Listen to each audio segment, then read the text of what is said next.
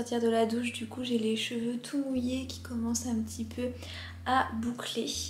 Et forcément quand je parle, il y a toujours Nova qui sort dessous le plaid. Du coup aujourd'hui j'ai un peu moyen au niveau du moral. J'ai posté une vidéo hier et il n'y a pas énormément de vues, il n'y a que 2 commentaires. Du coup forcément c'est toujours un petit peu déstabilisant et c'est pas hyper motivant en fait. Je veux dire, si la vidéo avait été hyper bien reçue, ça m'aurait donné envie de faire plein de vidéos.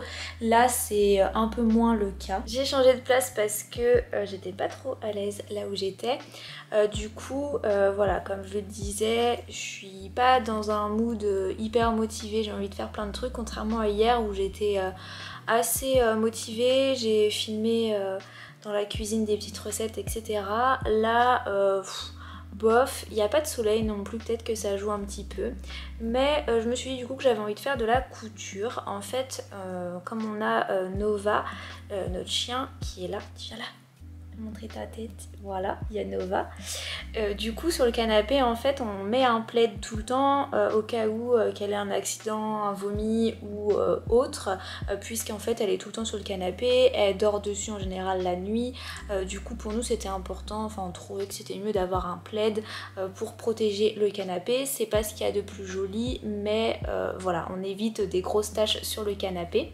Du coup c'est un plaid qui est quand même tout doux, donc il est agréable, sauf que il fait que de glisser, de s'enlever, parce que dès qu'on s'assoit dessus forcément ça bouge un peu, puis Nova elle joue dessus, donc voilà, il se déplace tout le temps, il faut toujours le remettre et refaire le canapé, et c'est assez relou, c'est pas ce qu'il y a le plus chiant au monde, mais voilà, moi ça m'embête un petit peu à chaque fois. Du coup je me suis dit que j'allais découper le plaid pour le mettre à la bonne dimension du canapé et que j'allais coudre des élastiques pour fixer le plaid et qu'il ne bouge plus ou quasiment plus. Donc le plaid est à peu près à la bonne taille, il manquerait quelques centimètres dans la longueur, mais ça le fera quand même. Et donc je vais vous montrer ça, en fait je vais filmer ça en même temps, comme ça on va voir si je m'en sors bien ou pas.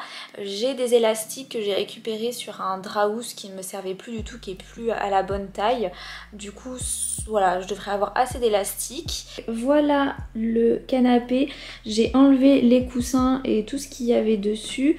Et il y a toujours l'autre qui m'en décaresse tout le temps. Voilà à quoi ressemble le plaid à chaque fois. Il se défait tout le temps, donc c'est vraiment embêtant. Il n'est pas très large. Ici, voilà, il y a là et un petit peu ça. Donc je pense que je vais mesurer la largeur ici. Donc je vais mesurer de là à l'autre côté en dessous. Et je pense que ça déterminera ainsi la longueur de mon plaid.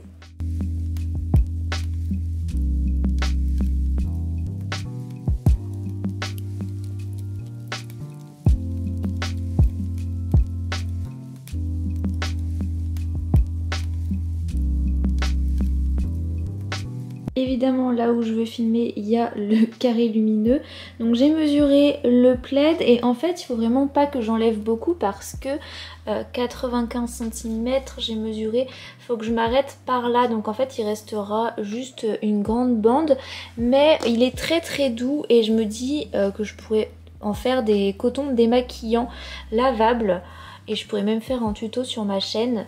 Donc à voir, mais c'est vrai que c'est très doux et je pense que ça pourrait très bien faire l'affaire parce que sinon ça va me faire une grande bande tout là jusqu'au bout avec voilà, pas très large, donc je sais pas trop à quoi ça pourrait me servir. Je vais faire les mesures tout du long et je vais découper le plaid.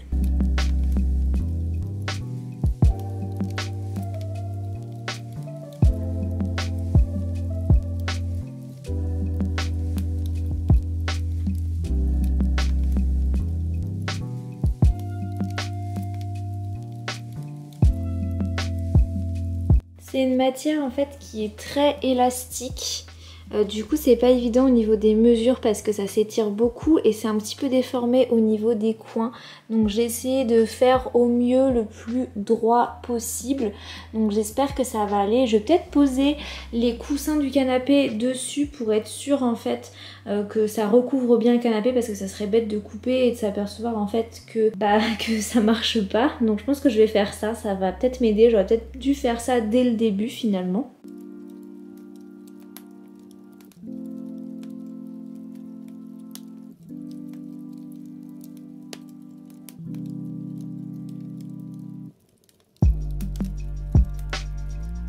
Alors, j'ai découpé le plaid, ça y est, maintenant je vais passer à la couture.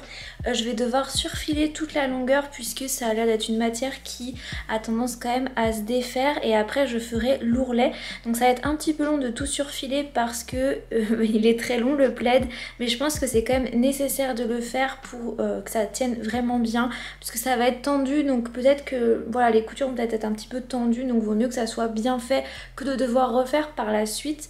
Donc là j'ai sorti ma machine à coudre et je vais changer le fil. Je pense que je vais essayer de prendre un fil gris pour pas que ça se voit, même si bien sûr ça va être en dessous du canapé. Je crois que c'est mon petit côté perfectionniste. Donc voici ma machine à coudre, je pense que vous l'avez déjà vue dans des vidéos. C'est la FS 40. Voilà, Brother, c'est une machine électronique, je crois que c'est comme ça qu'on dit, mécanique électronique, oui c'est ça, c'est une électronique et j'en suis vraiment satisfaite. Et j'ai ce kit là de bobines et de canettes que j'avais acheté à Lidl, que je continue d'utiliser tant que j'ai du fil, donc je vais mettre du gris dans la machine. Donc je vais changer tout de suite la bobine puisque c'était du fil blanc et en plus c'est du fil de plutôt bonne qualité, donc je préfère l'utiliser pour un ouvrage qui le nécessite. Là c'est pour le plaid, pour recouvrir le canapé, donc il n'y a pas d'utilité à ce que le fil soit non plus d'une méga qualité. Vraiment le conseil que je peux vous donner si vous êtes débutant en couture, c'est d'utiliser des fils de bonne qualité parce que ça se sent tout de suite en fait, on sent vraiment la différence et ça peut encrasser la machine en fait d'avoir un fil de mauvaise qualité parce qu'il va perdre beaucoup de pluche. Donc là j'essaie de voir la couleur qui se marie le mieux. On va prendre celle-ci. Mais voilà, au début moi j'avais pas beaucoup de moyens, j'avais déjà acheté ma machine à coudre. Du coup j'ai pris cet ensemble chez Lidl qui en soi fait le taf, mais je sens vraiment que le fil n'est pas de même qualité que les autres. Donc au début ça je détestais changer de fil parce que j'oubliais tout le temps les différentes étapes, comment il fallait faire, et maintenant, je le connais par cœur. Et l'avantage de ce kit Lidl en fait c'est aussi que les bobines sont déjà, il y a les bobines et les canettes de déjà remplies. Et donc après avoir fait la couture du plaid, j'aurais plutôt intérêt à démonter la machine et à bien enlever les poussières parce que je pense que le plaid va en mettre pas mal.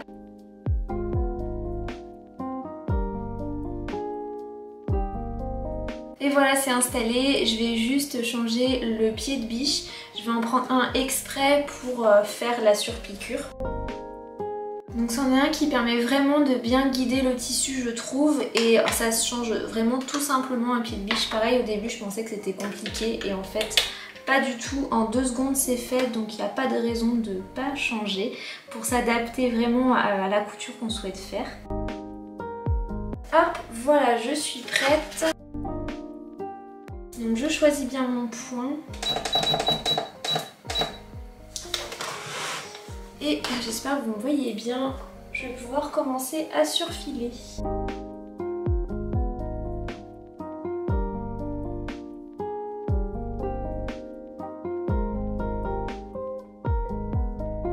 Donc le démarrage a été un petit peu dur, j'ai un peu cafouillé, mais là c'est bon, ça a l'air bien parti. Et j'en ai juste pour longtemps.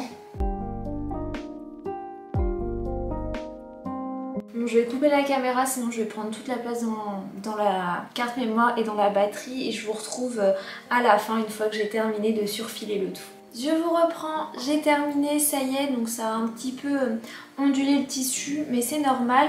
Du coup, voilà, ça va permettre que le tissu reste bien en place et qu'il ne parte pas dans tous les sens. Et maintenant, j'ai plus qu'à faire un ourlet en fait, comme les autres bords ont été faits. J'ai tout simplement regardé la couture. Bon, eux, je pense que c'était fait avec une surjeteuse, mais donc fait avec les moyens du bord. Donc je vais juste plier une fois. Et je vais faire une couture en point droit tout du long. Et ensuite, j'aurai terminé la première étape. Donc voilà le résultat. C'est pas hyper régulier parce que j'ai peut-être pas coupé très droit et aussi parce que le tissu en fait il est très souple. Mais comme ça, au moins, voilà. Une fois que je vais faire l'ourlet, ça sera vraiment bien. Et donc pour faire l'ourlet, je vais tout simplement plier comme ça à peu près 1 cm. En fait je copie celui-ci et je vais faire la couture sur le bord. Voilà. Alors je vais changer le pied de biche pour remettre l'autre. Et je vais ensuite me mettre en point droit.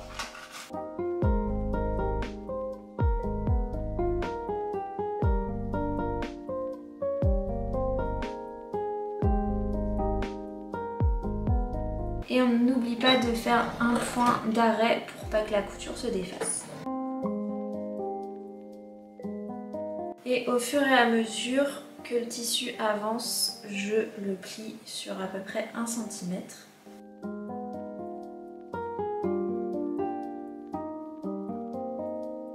Je viens de finir l'ourlet, il y a un moment je me suis un petit peu déconcentrée, du coup j'ai un peu augmenté mon ourlet sans faire exprès, mais j'ai vérifié avec le coussin du canapé et c'est bon au niveau de la largeur, ça passera, pardon. Donc voilà, je suis contente, c'est fait, il n'y aura plus qu'à mettre les élastiques, donc il ne reste pas grand chose à faire.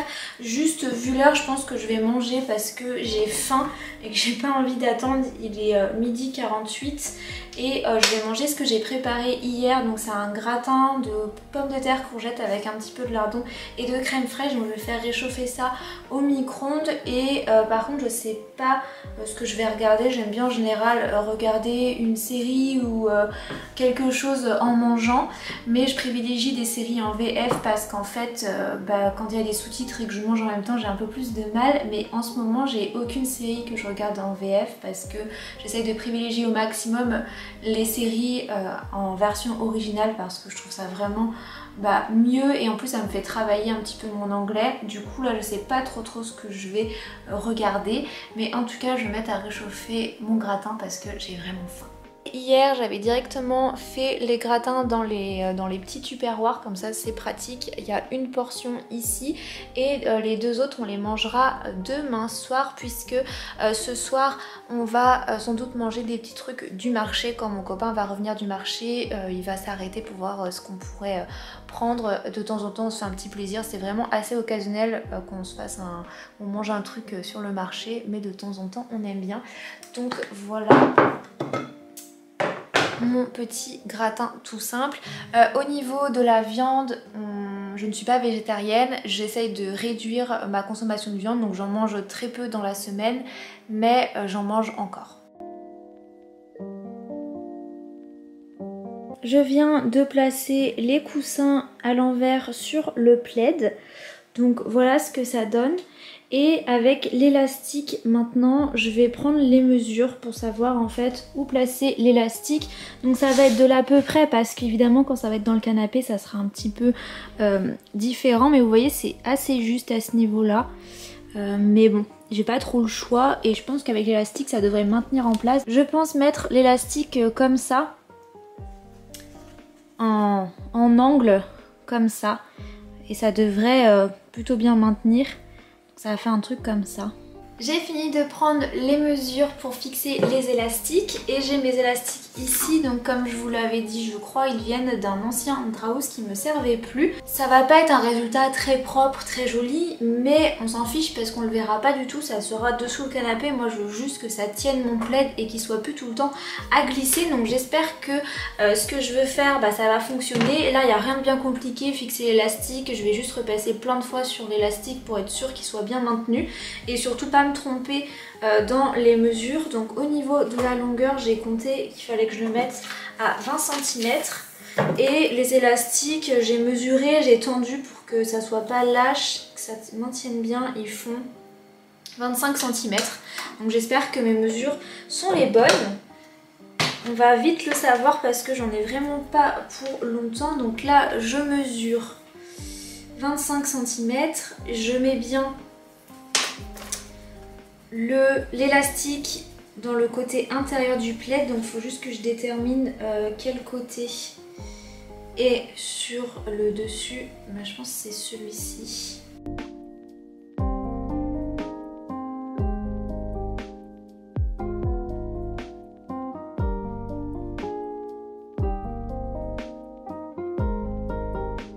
Je suis pas sûre de faire ça bien dans le bon sens, mais le principal c'est que l'élastique tienne, donc je vais faire plusieurs rangées de couture et je passe plusieurs fois dessus pour être sûre que...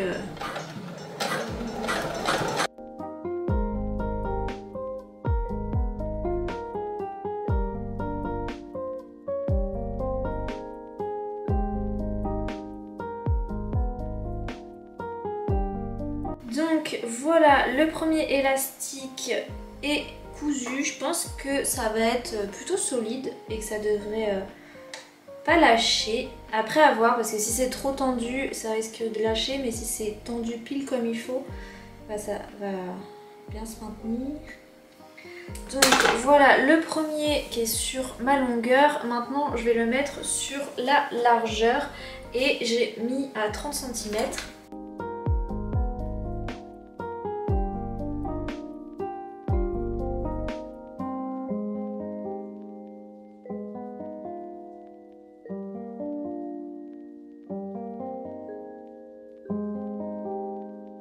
Voilà ce que ça donne. Alors il y a le bout ici voilà, qui pend, qui ne servira pas à grand chose, mais normalement ça me semble bien. Tiens, j'ai oublié un fil ici. Donc je vais faire la même chose pour les 4 angles et après on va se retrouver pour tester sur le canapé et voir si oui ou non ça fonctionne. J'espère vraiment que ça va marcher. En tout cas, il n'y a pas de raison pour que ça ne marche pas. Je pense vraiment que j'ai fait les coutures dans le bon sens et que c'est bien fait, donc voilà. Alors ça y est, tous les élastiques sont cousus sur les 4 angles, donc ça va être le moment de vérité. On va voir si ça marche ou pas.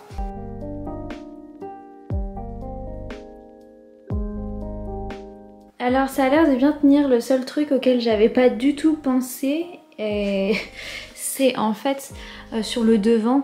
En fait j'aurais dû faire assez long pour que ça aille en dessous en fait et que ça soit plus joli, parce que autant là ça va, mais là c'est pas très joli en fait, ça recouvre pas tout.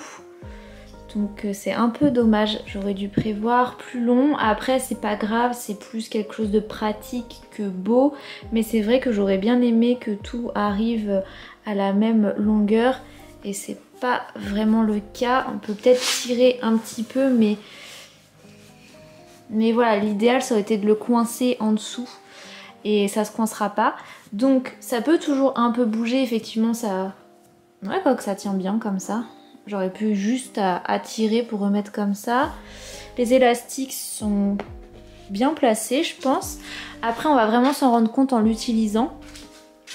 Mais au moins, normalement, là, voilà, ça peut plus tirer. Je peux le tirer comme ça, mais ça reste en place. Ça se maintient bien, donc je suis plutôt contente. C'est vraiment ce que je voulais. Donc voilà, job réussi. Ça aurait pu être mieux, mais ça fonctionne.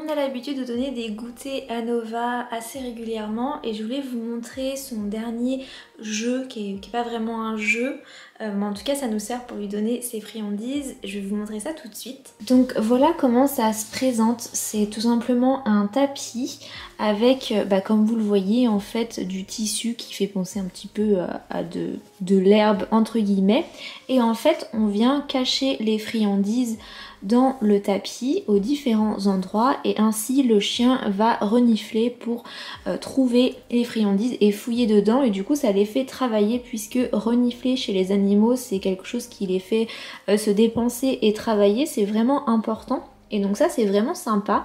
On peut le resserrer si on veut pour que ça soit un petit peu plus difficile, et aussi pour le ranger.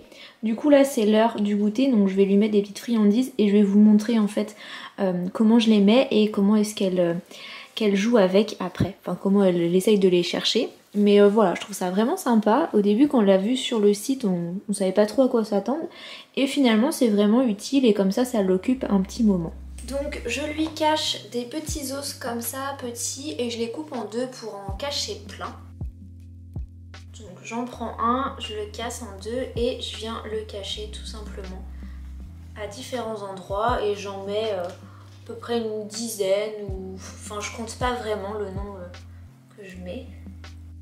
Et là elle a senti l'odeur, ça sent assez fort et donc ça va l'intéresser forcément.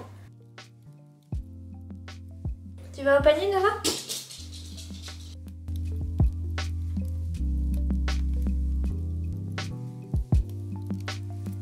Donc voilà, je les ai cachés. Nova est au panier, elle attend sagement que je lui donne l'accord pour aller les chercher.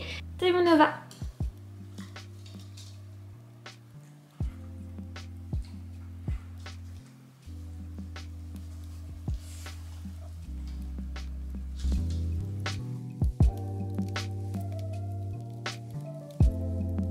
Donc elle est assez rapide avec ça, franchement elle les trouve tous et elle les mange tous assez rapidement.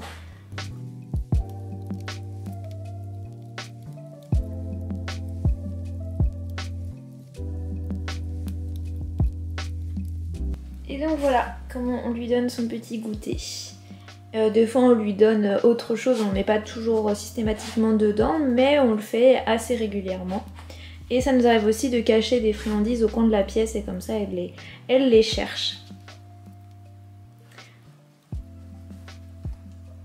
On avait entendu que 10 minutes à renifler comme ça, c'était l'équivalent je crois de 1 heure de balade. Donc renifler pendant 10 minutes c'est quand même long. Mais ça montre en fait à quel point c'est important pour eux et ça les fait travailler au niveau du cerveau, etc. Donc là elle continue de chercher mais je pense qu'il n'y en a plus du tout. Je suis désolée, je dois être un peu blanche mais j'ai pas encore trop trifouillé au réglage de la caméra. Là je vlog un petit peu spontanément. Mais voilà, je pense que je voulais vous montrer ça. N'hésitez pas à me dire en commentaire si vous avez des animaux domestiques, je trouve ça toujours sympa d'échanger. C'était bon? Oui? Bah c'est fini.